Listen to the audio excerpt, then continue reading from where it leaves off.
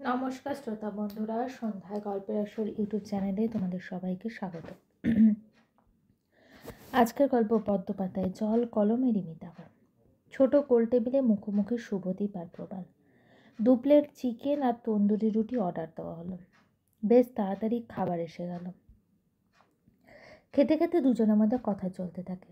Sir ফোনটা করতে পারতেন, ম্যাডাম কিন্তু খুব টেনশনে আছে। তুমি বিয়ে করছো শুভদীপ? এই 7 মাস হলো। সম্বন্ধ করে নাকি ভালোবেসে?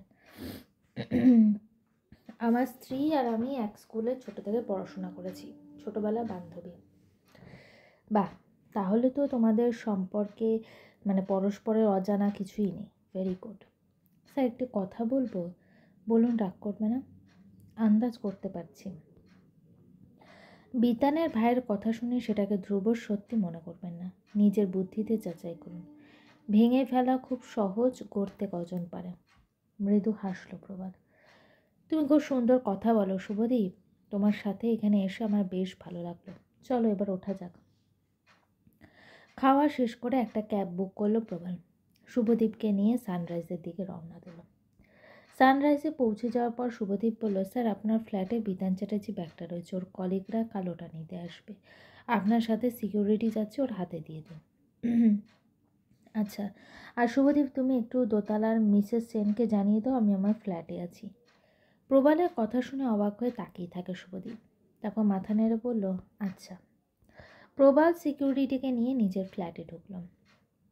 বিতানে যা কিছু পড়ে আছে সিকিউরিটি গুছিয়ে নিল। জানলার বাইরে রাখা এসির মেশিনটাকে ঘরের ভেতরে ঢুকিয়ে সে চলে গেল। সিকিউরিটি বেরিয়ে যাওয়ার পরেই বেল বেজে উঠল। দরজা খুলে প্রবাল দেখল শালুক। কোনো কথা না বলে দরজা খুলে রেখে প্রবাল ভেতরে চলে এলো। ফোনটা হাতে নিয়ে সোফায় বসে পড়ল। শালুক ঘরে ঢুকে দরজা বন্ধ করে ধীর পায়ে জড়সড় হয়ে প্রবালের পাশে এসে বলল, গায়ে হাত রাখে। কি হয়েছে গো তোমার? কিছু খেয়েছো? আমাকে একবারও ফোন করলে না কেন? কতবার চেষ্টা করেছি। প্রবালে কথা বলতে ইচ্ছে করছে না, চুপ করে থাকলাম।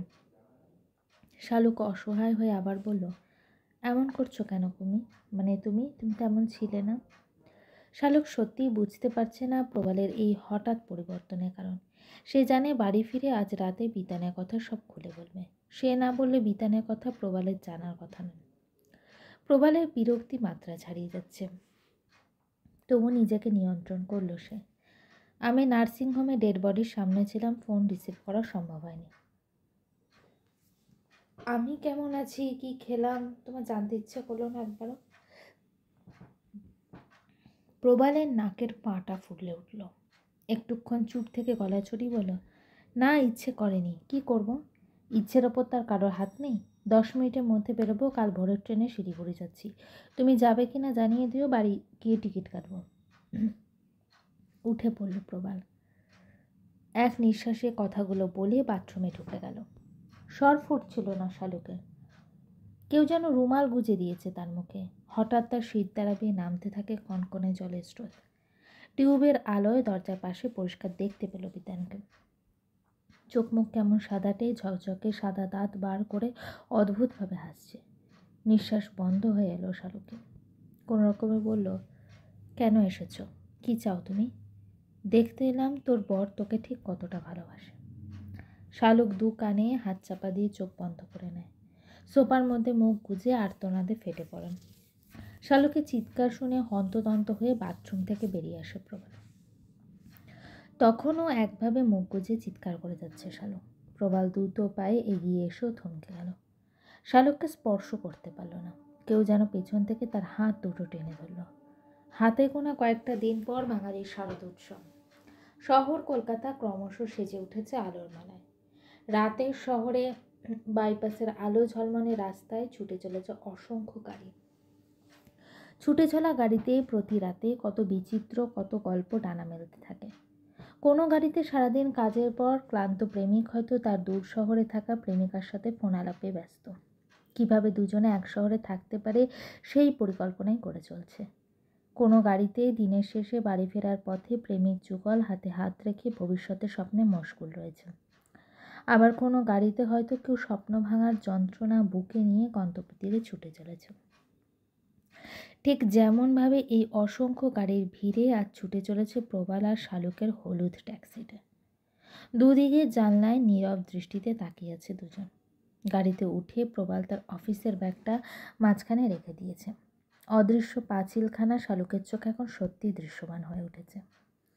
প্রবালের এমন রূপ শালুক আগে কখনো দেখেনি। সবটাই দুঃস্বপ্নের মতো মনে হচ্ছে। বিয়ের পর থেকে একটা দিনের জন্য প্রবালের কাছ থেকে আজকের মতো ব্যবহার পায়নি। ক্লান্ত শালুক চোখ বন্ধ করে আজকে সারাদিনের কথা ভাবতে থাকে। সকালে প্রবাল একদম ঠিক ছিল। দুজনে যখন সকালে ক্যাবে উঠেছিল তখন প্রবাল তার গা ঘেঁষে বসেছিল। সে একা ফ্ল্যাটে থাকবে, অচেনা লোক এসে কাজ করবে, এই নিয়ে প্রবালের চিন্তার শেষ ছিল না। এরপর দুর্ঘটনা ঘটে যাওয়ার পর তার সাথে প্রবালের দ্বিতীয়বার দেখা হয়। তখন প্রবাল তাকে শক্তভাবে বুকে জড়িয়ে ধরেছিল। প্রবালের স্পর্শে যন্ত্রণার প্রলেপ পড়েছিল। কিন্তু তৃতীয়বার যখন বিকেলে দেখা হলো তখন নার্সিংহোম থেকে প্রবাল যেন নতুন মানুষ হয়ে ফিরে এলো। কি জানলো প্রবাল? বিতানের সাথে প্রবালের একবারও দেখা হয়নি। প্রবাল নার্সিংহোমে গিয়ে একবারও বিতানের ডেড বডি দেখেছে। তাহলে বিতানের সাথে সম্পর্কের কথা কি প্রবালকে বলল? অন্য কোনো কারণে প্রবালের শালুকের ওপর তো এতটা রাগ সম্ভব নয়। শালুকের ভীষণভাবে কারণটা জানতে ইচ্ছে করছে। মুখ ফিরিয়ে বাদিক তাকিয়ে দেখল সিটের ওপর মাথা হেলিয়ে অঘরে ঘুমাচ্ছে প্রবাল। শালুকের ইচ্ছে হলো ব্যাগটা সরিয়ে সেদিকে এগিয়ে যায়, মাথায় হাত বুলিয়ে দেয়, কিন্তু সাহসে কুলালো না। কিন্তু এক রাশ অভিমানে শালুকের ঠোঁট দুটো কেঁপে উঠল। প্রবাল যদি কিছু শুনতেই থাকে তাহলে তার কাছে এসে সবটা জানতে চাইল না কেন? লোকের মুখের কথা এত সহজে বিশ্বাস করে নিল। অথচ প্রবাল সবসময় বলে, শালুক, আমাদের মধ্যে যদি কখনো ভুল বোঝাবুঝি হয় আমরা কিন্তু নিজেদের মধ্যে কথা বলে ঠিক করে নেব। শালুক প্রবালের দিকটা ভাবার চেষ্টা করল। আচ্ছা, বিয়ের 1 বছর পর এখন সে যদি প্রবালে কোনো সম্পর্কের কথা জানতে পারে তাহলে কি করবে? মানতে পারবে, নাকি প্রবালকে সন্দেহ করবে? তবে অভিমান তো হবেই। 1 বছর তো কিছু কম সময় নয়। শালুকের এখন নিজের প্রতি, এমনকি মায়ের প্রতি বেশ রাগ হচ্ছে। কেন মা বিতানের কথা প্রবালকে বলতে বারণ করেছিল? কেন সে শুনেছিল? কিন্তু এটাও তো ঠিক যে বিতানের সাথে তার তেমন কোনো সম্পর্কই গড়ে ওঠেনি। যাই হোক, গাড়িটা পৌঁছে গেছে কসবার ভাড়া বাড়ির সামনে। প্রবাল ঘুম থেকে উঠে পড়েছে, ভাড়া মিটিয়ে হনহনিয়ে বাড়ির ভেতরে এগিয়ে এলো। দরজা খুলে নিজের ব্যাগ রেখে আলমারি থেকে রাতের পোশাক হাতে নিয়ে বাথরুমে ঢুকে গেল। শালুকের বুকের ধুকপুকানি বেড়ে চলেছে। প্রবালকে এবার বিতানের কথা বলতে হবে। তাড়াতাড়ি জামা কাপড় বদলে বেসিনে গিয়ে চোখে মুখে জলের ঝাপটা দিল। আয়নার কাছে নিজের মুখটা দেখতে অদ্ভুত লাগলো শালুকের। কেমন একটা কালো ছোপ যেন মুখে লেপে রয়েছে। শালুক বেশ খানিকটা ফেস ওয়াশ হাতে ঢেলে মুখে লাগাতে থাকে। মুখ ধুয়ে আয়নায় দেখলো, না, এখনও সেটা যেন লেগে রয়েছে। এটা কি তবে ক্লান্তি আর হতাশার ছাপ? তারপরেই শালুকের খেয়াল হলো ঘরে সে একা। প্রবাল বাথরুমে রয়েছে। তাহলে কি আবার বিতান আসবে? ভয়ে কুঁকড়ে গেল। প্রবালকে কি সে তাড়া দেবে? মনে পড়ল রাতে রান্না কিছুই নেই। প্রবালকে কি একবার জিজ্ঞেস করবে কি খাবে সে রাতে? ঘড়িতে 9টা বাজতে চলল। ব্যবস্থা করতে সময় লাগবে। ঘরের সবকটা লাইট জ্বালিয়ে দিয়ে বাথরুমের দরজায় টোকা দিল শালুক। প্রায় সাথে সাথেই প্রবাল বেরিয়ে এলো। গম্ভীর মুখে এগিয়ে এলো ড্রেসিং টেবিলের দিকে। ভিজে চুল আঁচড়ে খাটে বসে বেশ জোরে জোরে টিভি চালিয়ে দিল। শালুক ধীর পায়ে কাছে গিয়ে বসল। কি গো, রাতে কি খাবে? ভাত বসাবো নাকি রুটি তরকারি? প্রবাল নিশ্চুপ। শালুক এবার প্রবালের হাতটা ধরল। বলো না, তোমার সাথে আমার অনেক কথা আছে। রান্নাটা বসিয়ে দিয়ে তাড়াতাড়ি আসছি। প্রবাল চৌকিতে একবার শালুকের দিকে তাকিয়ে চোখ ফিরিয়ে নিল। গম্ভীর গলায় বলল, রাতে কিছু খাবো না, খিদে নেই। দুপুরে কি খেয়েছিলে যে রাতে খাবে না? ভাত বসিয়ে দিয়ে ঘি দিয়ে খাও, তোমার তো খুব প্রিয়। প্রবাল এক ঝটকায় নিজের হাতটা শালুকের হাত থেকে ছাড়িয়ে নিল। শালুকের কান ঝাঝা করল, চোখ ফেটে জল এলো। প্লিজ বলো না, তোমার কি হয়েছে? তুমি কি বিতান চ্যাটার্জি সম্পর্কে কিছু জানতে পেরেছ?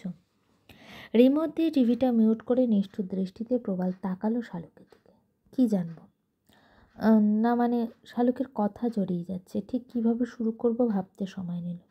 না মানে, আমি বিতান চ্যাটার্জিকে চিনতাম, আমার গানের সাথে তবলা বাজাতাম। শিলিগুড়িতে আমাদের বাড়ির কাছাকাছি থাকতো। ব্যাস, হয়ে গেল এটুকু? প্রবালের গলায় তীব্র শ্লেষ। প্রবালের চোখের দিকে তাকিয়ে শালুক ভয় পেয়ে যায়, আর ঠিক কী বলবে বুঝে পায় না। না মানে বিতান্ত আমাকে খুব পছন্দ করত। প্রবাল ফস করে শালুকের কবজি ধরে ফেলল। চোখ তীক্ষ্ণ থেকে তীক্ষ্ণতর দৃষ্টি আর শালুকের থেকে ফিরছে না। আর তুমি? শালুক থরথর করে কাঁপছে। সত্যি কথাটাও বলতে কষ্ট হচ্ছে। প্রবালের দৃষ্টি ওকে শুষে নিচ্ছে। মানে আমি তো কোনোদিনও বিতানকে পছন্দ করিনি।